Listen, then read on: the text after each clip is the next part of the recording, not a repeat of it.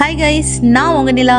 One line என்னன்னா, இந்த கதையில ஒரு பொண்ணு ஒரு பையனை ரொம்ப ஆழமா லவ் பண்றா. ஆனா அவனும் அவளை யூஸ் பண்ணிக்கிறான். ஃப்ரெண்ட்ஸுங்களோட சேர்ந்து அவளை கொலை பண்ணி ஒரு லேக்ல போட்டு முடிச்சிடுறான். கொஞ்சம் நாளைக்கு அப்புறம் அப்படின்னு இந்த கதை ஸ்டார்ட் ஆகுது. கைஸ், இந்த காதல்னு வந்துட்டா ஏமாத்தப்படுறது மனுஷங்க மட்டும் கிடையாது. இந்த கதையோட ஹீரோயின் ஒரு ஷாப்பிங் மால்ல நடந்து வந்துட்டு இருக்கா. ரொம்ப அழகான பொண்ணு அவ. இந்த மால்ல இருக்கிற எல்லாரும் அவளைய வச்சுக்கணும் வாங்கம்மா பாத்துட்டு இருக்காங்க. அந்த சூப்பர் மார்க்கெட்ல ஷாப்பிங் பண்ணிட்டு அவ மனசுல நினைக்கிற ஒரு சில விஷயங்களை நம்ம கிட்ட ஷேர் பண்றா. எல்லோருக்கும் வாழ்க்கை ஒரு மாதிரி இன்ட்ரெஸ்டிங்கா தான் ஆரம்பிக்கும். போக போக தான் இது என்னடா வாழ்க்கை அப்படின்னு போர் அடிக்க ஆரம்பிச்சிரும்.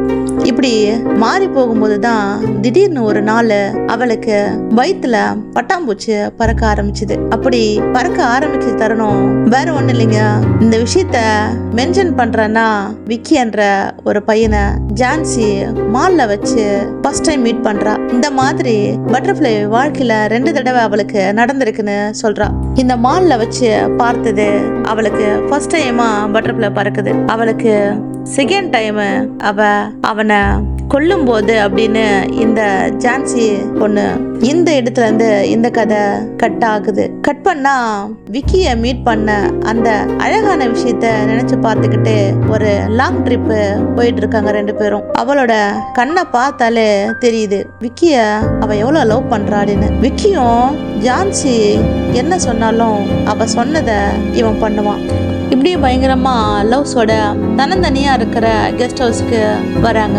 அது ரொம்ப பிரம்மாண்டமா இருக்கு. பார்க்கவே அழகு, அவ்வளோ அழகு. அதை பார்த்ததும் பயங்கரமா பிரமிச்சிட்டான். விக்கி ஸ்டாப் த கார்னு அந்த காரை அப்படியே நிக்குது. அந்த காரை அப்படியே பார்க் பண்ணிட்டு ஜான்சி நமக்கு முன்னாடியே இங்க வந்திருப்பா போலேன்னு சொல்லிட்டு முன்னாடியே நடந்து போறான். ஜான்சி அப்படியே ஒரு செகண்ட் நின்னுடுறா. ஏன்னா அவளுக்கு கொஞ்சம் ஒரு மாதிரி பயப்பட ஆரம்பிக்கிறா. கண்டிப்பா நான் ஏதாவது லூசு மாதிரி பண்ணுவேன், உன் ஃப்ரெண்ட்ஸுகளுக்கு என்ன பிடிக்காது, நான் அங்க வரல, நீ மட்டும் போயிட்டு வான்னு சொல்றா. விக்கி, ஹேய் அப்படிலாம் ஒண்ணும் இல்ல, எதுக்கு ஓவர் ரியாக்ட் பண்ற, வா போகலாம், எல்லாரும் நமக்காக வெயிட் பண்ணிட்டு இருப்பாங்க அப்படின்னு கூப்பிட்டுட்டு போறான். அதே மாதிரி விக்கிக்கு கேர்ள் பெஸ்டின்னு சுமதி இருக்கா.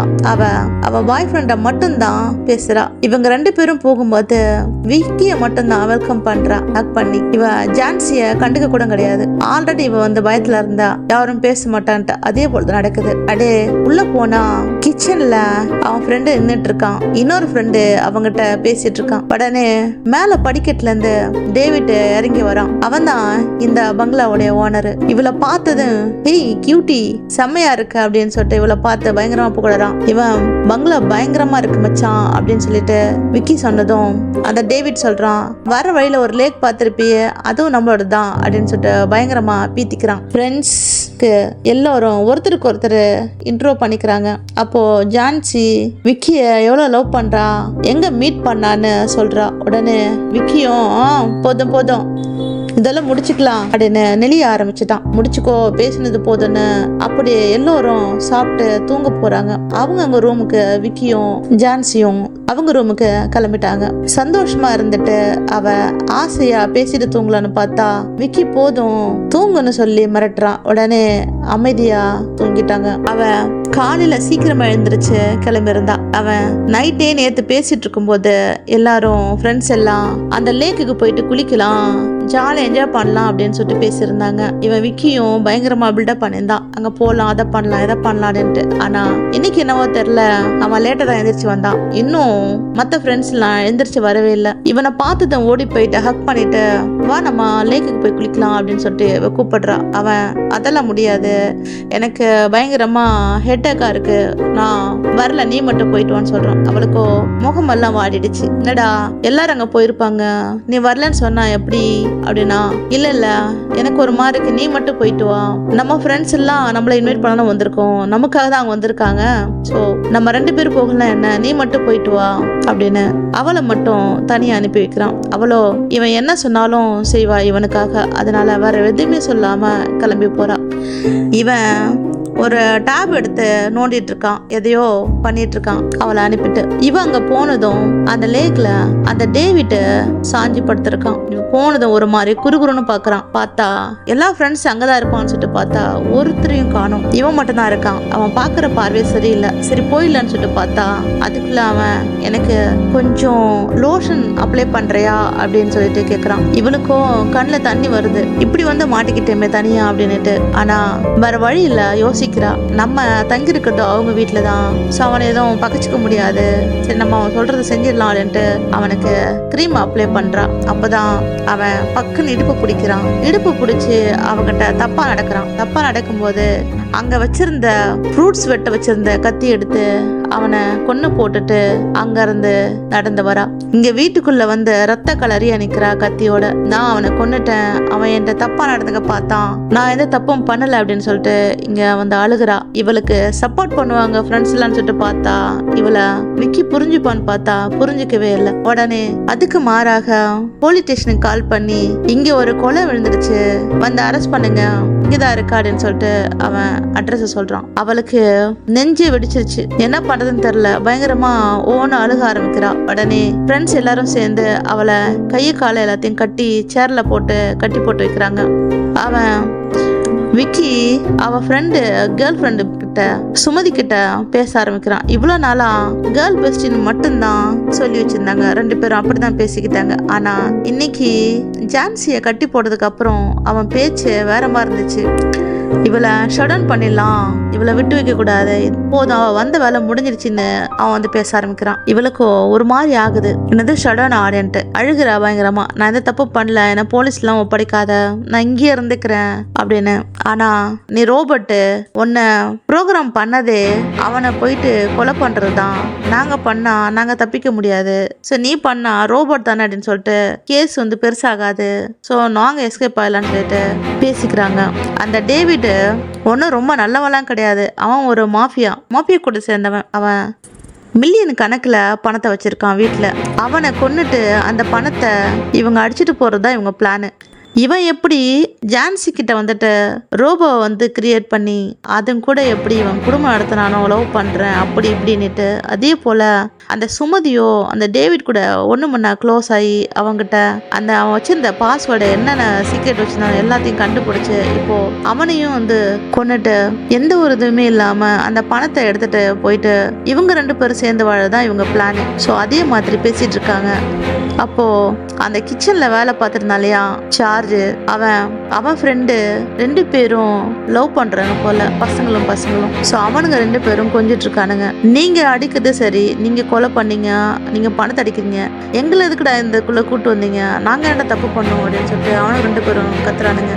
அதுல இவன் சொல்றான், ரோபோட் தான் கொண்டுச்சுன்னுட்டு 2 பேர் சாட்சி சொல்றத விட 4 பேரா சாட்சி சொன்னா இந்த கேஸ் இன்னும் ஸ்ட்ராங் ஆகும், எடுத்துக்கோ அப்படின்னு சொல்லிட்டு இவன் சமாளிக்கிறான். சரி ஆனது ஆகி போச்சு, நீ கொலை பண்ணிட்டீங்க, அந்த மில்லியன் கணக்கில் வந்து பணம் இருக்கு, ஸோ எங்களுக்கும் 2 பங்கா வந்து பிரிச்சுடுங்க, எங்க ஷேர் அப்படின்னு சொல்லிட்டு இவன் கேட்குறான். அதில் இவன் கடுப்பாயிட்டு ஒரு ஷேர் தான் கொடுக்க முடியும், ஆல்ரெடி உங்களுக்கு எதுவுமே வந்து பிளான் கிடையாது, இப்போ நீங்கள் இருந்ததுனால ஸோ உங்களுக்கும் ஒரு ஷேரு, அவன் ரோபோட் தானே உன் கூட இருக்குவன், உனக்கு மட்டும் தான் வந்து ஷேர் கொடுக்க முடியும், ரோபோட்லாம் கொடுக்க முடியாதுன்னு சொல்லிட்டு இவன் சொல்கிறான்.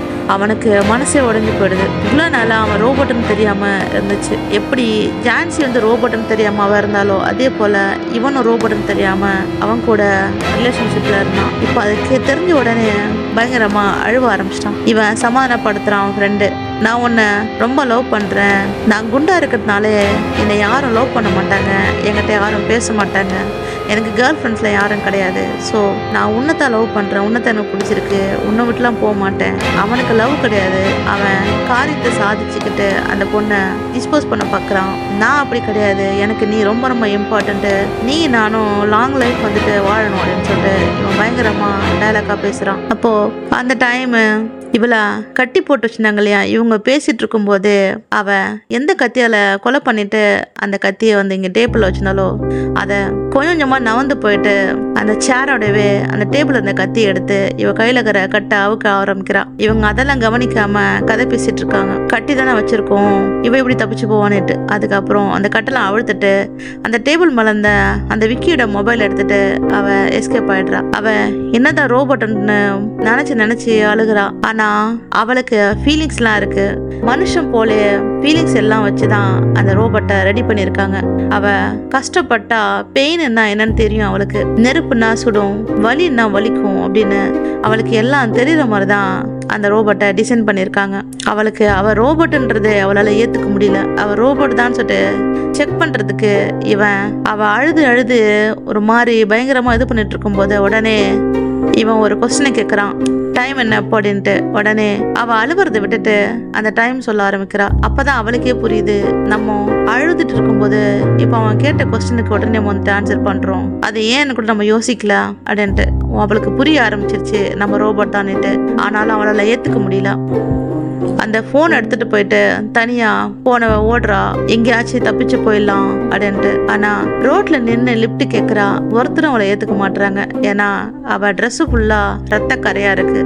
எல்லாம் பயத்துல நிறுத்தவே மாட்டாங்க. வேற வழி இல்லாம நடக்க ஆரம்பிக்கிறா. அப்புறம் தான் யோசிக்க ஆரம்பிக்கிறா, நம்ம கிட்ட அவன் மொபைல் இருக்குல்ல, நம்ம அந்த மொபைலை ஆக்சஸ் பண்ணி பார்த்தா என்னன்னு சொல்லிட்டு பாக்குறா. அப்பதான் இவளுக்கு அந்த இன்டெலிஜென்ஸ் பாயிண்ட் லெவல் ரொம்ப லோவில் வச்சிருக்கான். அதை அதிகமாக கூட்டி வைக்கிறா. இப்போ அவளுக்கு இருக்கிற திறமைய பயங்கரமா இருக்கு. அவளே ஓனா வந்துட்டு அவளை மாத்திக்க முடியும். அவ ஸ்கின்னை மாத்திரா, அவ ஐப்ரோ மாத்திரா, ஐஸ் மாத்திரா.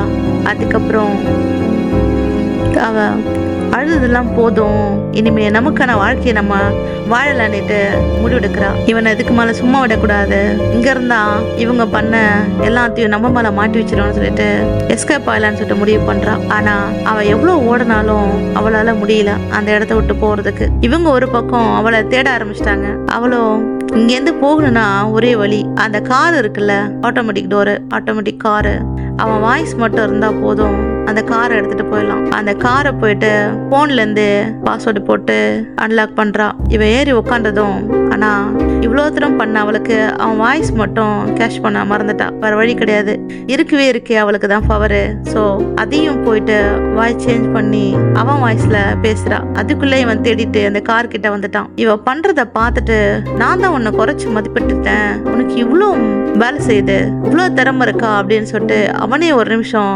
ஆச்சரியப்படுறான். ஆனா இருந்தாலும் சும்மா விடக்கூடாதுன்னு சொல்லிட்டு அங்க கடந்த கல்லை எடுத்து கண்ணாடி எல்லாம் உடைக்க ஆரம்பிக்கிறான். அவளை விடக்கூடாது, அவளை கண்டிப்பா பொண்ணே போட்டணும்னு சொல்லிட்டு. அதுக்குள்ள அந்த 2 பேரும் பசங்க லவ் பண்ணாங்களே, அவனும் 2 பேரும் பேசிட்டு இருக்கும் போது அவனுக்குள்ள ஒரு நான் ரோபோட் தானே, என்னையும் இப்படிதான் பண்ணுவேன்னு சொல்லிட்டு பேசிட்டு இருக்கும் போது இவங்க 2 பேரும் தேட ஆரம்பிக்கிறாங்க. இவன் கல்லை எடுத்து உடைச்சிட்டு லாஸ்ட் மினிட்ல வண்டி கிளம்புற டைம்ல அந்த 2 பேரும் வந்துட்டானுங்க. அதுல அந்த குண்டை மட்டும் இவளை கண்ணாலே சுட்டுடுறான். அங்க இருந்து தப்பிச்சு போலாம் அப்படின்னா கண்ணால சுட்டோன்னே உடனே மறுபடியும் வீட்டுல தூக்கிட்டு வந்து அவளை போட்டு அவளை ஷட் டவுன் பண்றாங்க. ஆனா அவங்களால முடியல. அவ இவங்களுக்கும் மேல இருக்கா. அவ இதெல்லாம் ரோபோட் தான் பண்ணுதுன்னு பார்த்தா அதுதாங்க இல்ல. அவ என்னைக்கு அந்த ஆளை கொலை பண்றதுக்கு அந்த லேக்குக்கு போனாலும் ஆல்ரெடி இவனுங்க ஒரு பொண்ணை முன்னாடியே ரொம்ப கொடூரமா கொலை பண்ணி அந்த லேக்ல போட்டிருப்பானுங்க. அந்த லேக்ல இருந்த அந்த பொண்ணுடைய ஆவி இந்த பொண்ணு போனதும் இவளுக்கு ஒரு கஷ்டம். அவளை எப்படி கற்பழிச்சு கொண்டாளுங்களோ அதே போல இந்த பொண்ணையும் அவன் தவறா நடக்கும்போது அந்த பொண்ணோட ஆவி பார்த்துட்டு சும்மா இல்லைங்க, அந்த பொண்ணுடைய ஆவி இவ மேல வந்து உட்காந்துக்கிறா. அந்த ரோபோட் அந்த கொலை பண்ணல, அந்த ஆவி தான் அந்த டேவிட்டை கொலை பண்ணுது. இவனுங்களை யாரையும் சும்மா விடக்கூடாதுன்னுட்டு ஒவ்வொருத்தங்களையா பழி வாங்க ஆரம்பிக்குது. துரத்தி பழி வாங்குது. ஓடுற மாதிரி ஓடி கார்ல ஏற மாதிரி ஏறி கடைசியில இவனுங்களே வந்து வீட்டுக்குள்ள கூட்டு வருவானுங்க. இவனுங்களை ஒருத்தரையும் விடக்கூடாதுன்னு சொல்லிட்டு வேட்டையாடுதுங்க. இப்ப சொல்லுங்க, இந்த காதல் மனுஷனுக்கு மட்டும்தானா இல்ல ரோபோட்டுக்கா இல்ல பேய்க்கா? நீங்களே சொல்லுங்க. நான் சொல்ற ஒவ்வொரு கதையும் உங்களுக்கு வந்து சேரணும்னா என் சேனலை சப்ஸ்கிரைப் பண்ண மறக்காதீங்க. நான் போடுற ஸ்டோரியை பார்த்துட்டு நான் என்ன மிஸ்டேக் பண்ணியிருக்கேன், இன்னும் நான் என்ன பெஸ்ட்டாக பண்ணலான்னுட்டு எனக்கு கமெண்ட்ஸில் சொல்லுங்க. மறக்காம உங்கள் ஃப்ரெண்ட்ஸுக்கு ஷேர் பண்ணுங்க. இந்த மாதிரி ஸ்டோரிஸ் உங்களுக்கு வேணும்னா அதை மறக்காம கமெண்ட்ஸில் சொல்லுங்க. கோஸ்ட் ஸ்டோரி மட்டும் கிடையாது, crime, thriller, investigation, unsolved case, இந்த மாதிரி ரியல் இன்சிடென்ட் கேஸு, உண்மை சம்பவம் இப்படின்னு எந்த மாதிரி ஸ்டோரி இருந்தாலும் உங்கள் ஊரில் நடந்ததா, உங்களுக்கு நடந்ததா, இல்லை உங்கள் வீட்டில் பக்கத்தில் இருக்கவங்களுக்கு, உங்கள் ஊருக்காரங்களுக்கு, சொந்தக்காரங்களுக்கு, இந்த மாதிரி எங்கே நடந்திருந்தாலும் அந்த கதை உங்களுக்கு தெரிஞ்சிச்சுன்னா எனக்கு என்னுடைய இன்ஸ்டாகிராம் ஐடி இதே பேரில் நிழல் கதைகள் சொல்லிட்டு இருக்குது. அந்த சேனலில் போயிட்டு நீங்கள் மெசேஜ் பண்ணாலும் பண்ணலாம், இல்லைனா வாய்ஸ் ரெக்கார்ட் கூட போட்டு அந்த கதையை நீங்கள் சொல்லலாம். நீங்கள் சொல்கிற கதை பெஸ்ட்டாக இருந்துச்சுன்னா அதை வீடியோவை மேக் பண்ணி நான் போடுவேன். அது வரைக்கும் உங்களிடமிருந்து விடைபெறுவது உங்கள் நிலா.